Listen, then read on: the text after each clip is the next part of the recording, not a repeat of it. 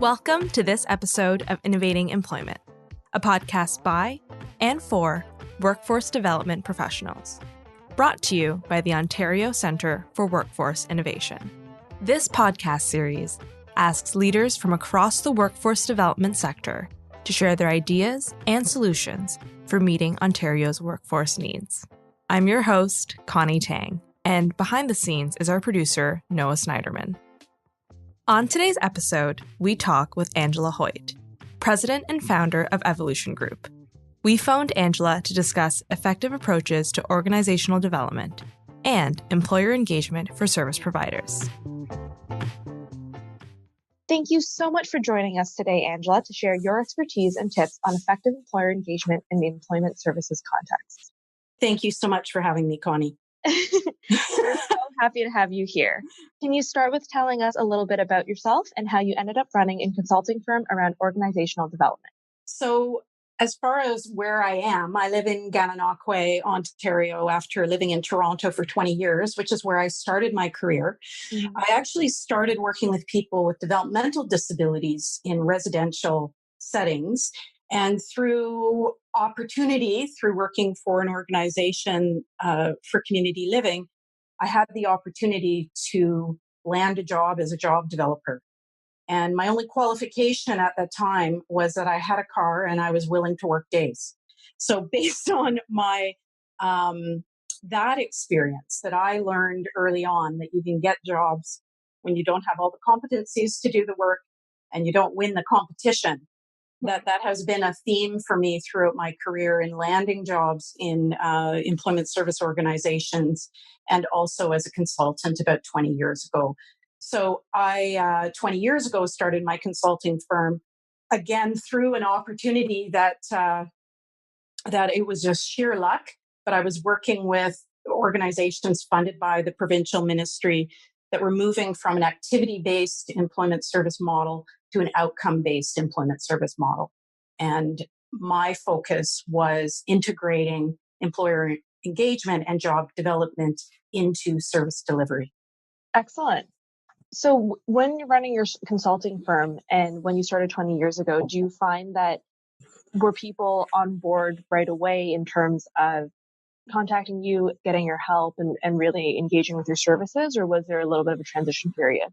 Well, at the time, 20 years ago, the ministry, and it was training colleges and universities at the time, they had invested in a lot of training around leading employment outcome organizations and implementing job development.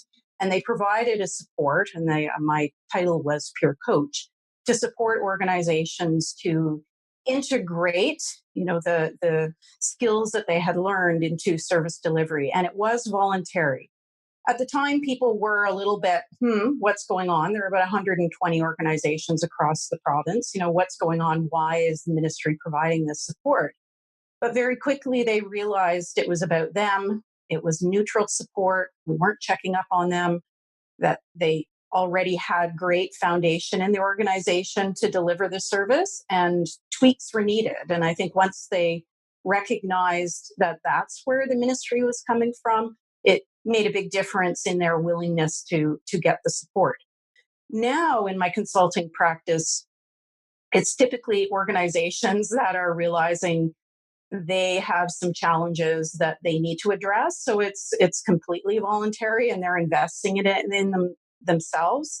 So the motivation to change and the interest in finding new ways of doing things is completely, coming from them. So you mentioned that you had organizations that wanted to call you and work with you on challenges. What kind of challenges are you talking about? Well, in employment service organizations, the challenges typically come from a pain. They are, it's interesting because they're often working really, really, really hard, doing the best that they can possibly do, but they're not, their data isn't showing it, that there's a lot of great things going on, but there's a lot of gaps that they're not sure where they're coming from. So the pain is usually, we're doing a lot of work and it's not showing in our outcomes and what is going on. Right. And do you find that what kind of approaches do you take when, an organization comes to you with a problem in terms of talking about how you could provide services for their service provision? Well, first of all, it's just an initial needs analysis about what their goals are, quite simply. And then it's often followed with some kind of facilitated discussion with the leaders or with the whole team to dissect, where are you going? It's like doing a gap analysis, right? Where do you want to go? Where are you now? What's standing in the way? What's next? So generally, from a general organization, perspective, this is what's going on generally.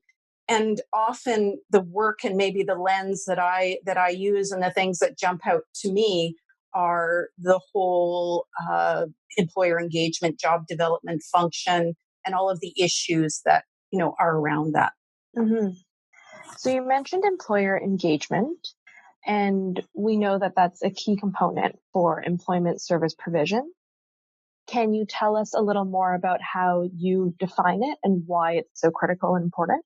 So traditionally, I should say, just back up, traditionally employment service organizations were about how do we take a job seeker and give them competencies to do the job and to win competitions. So how do we prepare the candidate to go out and find jobs on their own? And a missing piece is if employers aren't there to take them, or employers don't see those individuals as viable candidates, even good candidates, there's nowhere for them to go. So what has always been missing is the work that needs to be done with employers to see the candidates in the employment service as viable candidates, as a talent pool for them. So what is employer engagement? How do I define that? Employer engagement is building relationships, preferably long-term, collaborative relationships that result in a whole host of opportunities for the organizations, for the job seekers, for the employers. And employer engagement is about engaging employers to hire people that the organization is working with. The organization is not a recruiting firm. They're not taking job orders and looking to fill job orders all over the country, right? From people all over the place. Employer engagement is about how do we engage employers and work with employers to hire candidates maybe that they never considered before, which is often clients that are served by the employment service, people that are underrepresented in the labor market. Can you talk a little more about what the benefit of employer engagement is for both the employer side and also for the job seeker side? Well, for the job seeker side, and I would say for the organization side, it's ensuring that the people that in the employment service, the people that are coming to get work have the opportunity to go to work. And the benefit to the organization and working with employers is that there's opportunities. So things like in building those relationships with employers, it's not just about filling jobs. There are opportunities for clients to have information interviews with employers, to job shadow, to try out jobs, for employers to inform the employment service around their programming. And the benefits to employers is one is an access to a screen talent pool. So you think about it, Connie, that when employers are hiring these people, these same clients, these same job seekers off the street all the time on their own. What value the employment service offers employers is that they have screened candidates. Even if they only know them for 5 minutes, they know them more than the employer knows them. And the organization not only has the candidates, but has the supports for the candidates. So let's say if someone does an interview well, that the employment service can encourage employers to interview people in a different way, like a working interview. Yes, things like subsidies or ways employers can benefit, but We don't want to sell the subsidy. We want to sell the strengths of the candidate and the ways that the organization can support to fill the gap. And when employers hire people off the street, they're not getting that. They're not getting someone coming into their organization saying, you know what, it seems like you keep hiring and you hire and people leave and you hire and people leave. May I give you my perspective on what's going on and what you might be able to do about that? Or, you know what, this work environment, I'm seeing things that are unsafe. Can I help you to address those things? So in employer engagement, it's not just about matching a job seeker to a job. It's about providing a service that, yes, involves finding candidates for a job, but also a whole host of other things that the employer and the employment service may never have considered. Absolutely. So in building for these organizations to build these mutually beneficial, strong, long-lasting relationships with employers, what's an effective roadmap to this employer engagement? What does that look like? Well, the first thing is employer engagement cannot be a one-off. It cannot be on the side of the desk, oh, we need to, it's not an ad hoc thing, right? Employer engagement needs to be part of the fabric of the organization, part of the culture of the organization.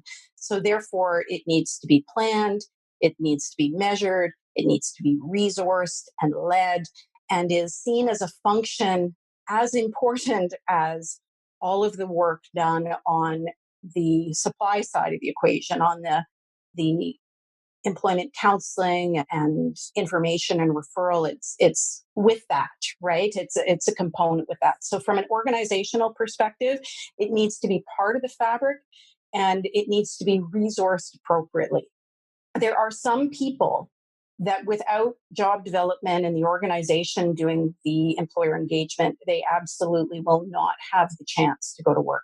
So this is why it's so important that the organization has the capacity from a skills, strategy, even number of staff perspective to make sure that the people that need to go to work have the opportunity to go to work. So that's one, is from an organizational standpoint.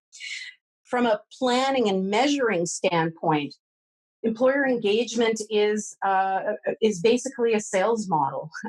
It is a process that has very, very specific pieces in it, very specific steps in it.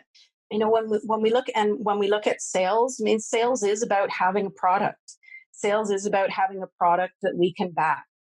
And sometimes I often find in this field, we're so deficiency based. Even from the moment a client comes in the door, we're ticking off how many barriers they have, right? How do we then look at that and say, oh my goodness, what are the strengths of this candidate? Right from the beginning, I'm looking at their barriers. And organizations really need to see that their clients have strengths. Everyone has them. And the other thing is people like that are already working. Every single person that they coming in the door that is looking for service, there's already people working like them. So the challenge for organizations is, how do we find employers that are going to benefit from the strengths that our clients have? And I think as well, so this is where I talk about the attitude again, because I think sometimes when we look at clients with barriers, again, when we look at the deficiency base, it's easy to think that just because they have barriers that they're not going to be a good candidate. And organizations tell me over and over and over again, when they open up opportunities, when they gain access for people in the labor market, that the people that they thought were not necessarily, even viable candidates turn out to be stars, right? And we have to give clients the benefit of the doubt, and we have to have lots of opportunities for them to prove us wrong if we think they don't fit. Absolutely. I think that what you're talking about is that perception and attitude piece, but that kind of goes both ways, right? It's not a one-sided thing.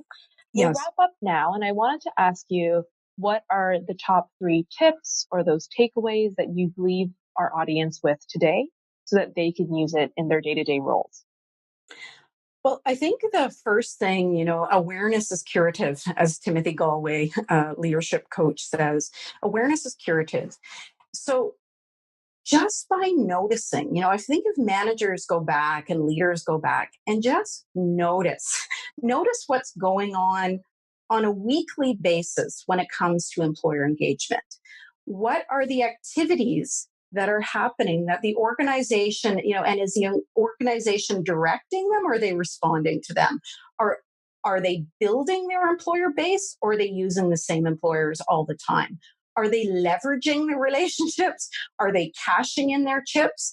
Just being aware, just noticing and being curious about what's going on from an employer engagement perspective.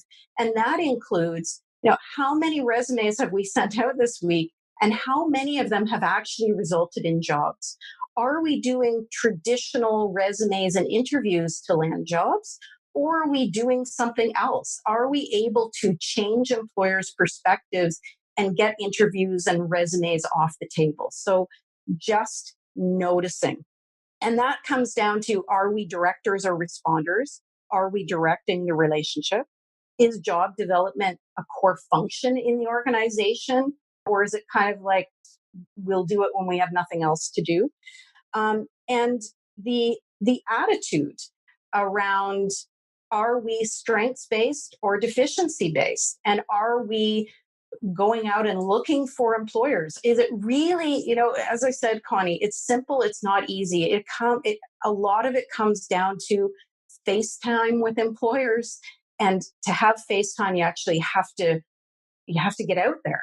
You have to be in front of employers and asking them great questions to get beyond their ideal needs to their real needs, to get beyond their, what they need right now to what they need later. And so being able to look for employers, are you doing a really good needs analysis to not take job orders, but develop them into something else? There are activities that job developers need to be doing, and managers need to know are they doing them, and are we doing enough of them? Right. That is fantastic. Thank you so much, Angela. And this has been wonderful talking to you today. Thank you so much, Connie, for the opportunity.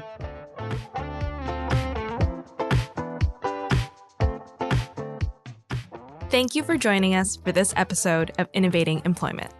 If you like the show, let us know on Twitter and Facebook. Links are in the description below.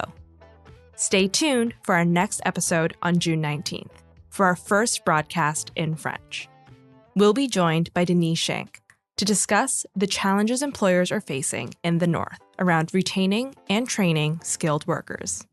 Thanks for listening.